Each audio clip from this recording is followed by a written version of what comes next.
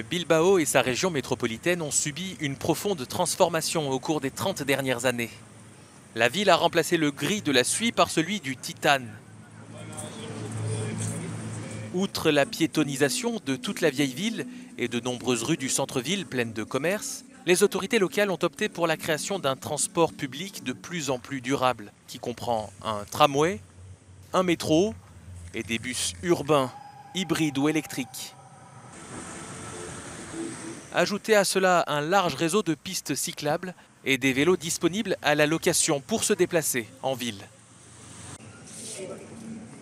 Il y a un an, Bilbao est devenue la première ville espagnole de plus de 300 000 habitants à abaisser la limite de vitesse de 50 à 30 km/h sur toute la zone urbaine. Nous avons une meilleure qualité de l'air, donc moins de pollution, moins de fumée, moins d'impact acoustique. Nous avons baissé l'impact sonore de 2 à 3 décibels et il y a moins d'accidents.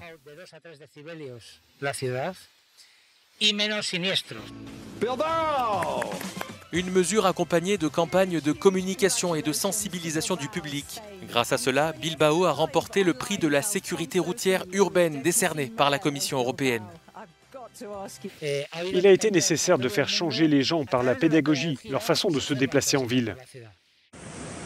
La mesure concerne l'ensemble de la population, mais touche particulièrement certaines professions, comme les taxis.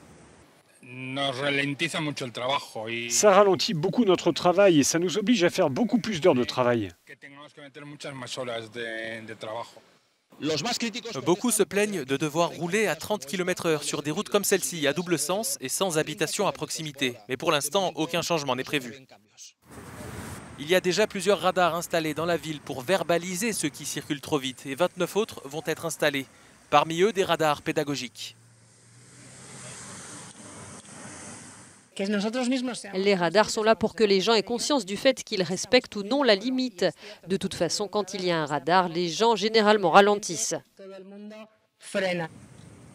Bilbao fait partie des villes récompensées par la Commission européenne. Grenoble, Lilienthal et Mönchengladbach complètent la liste.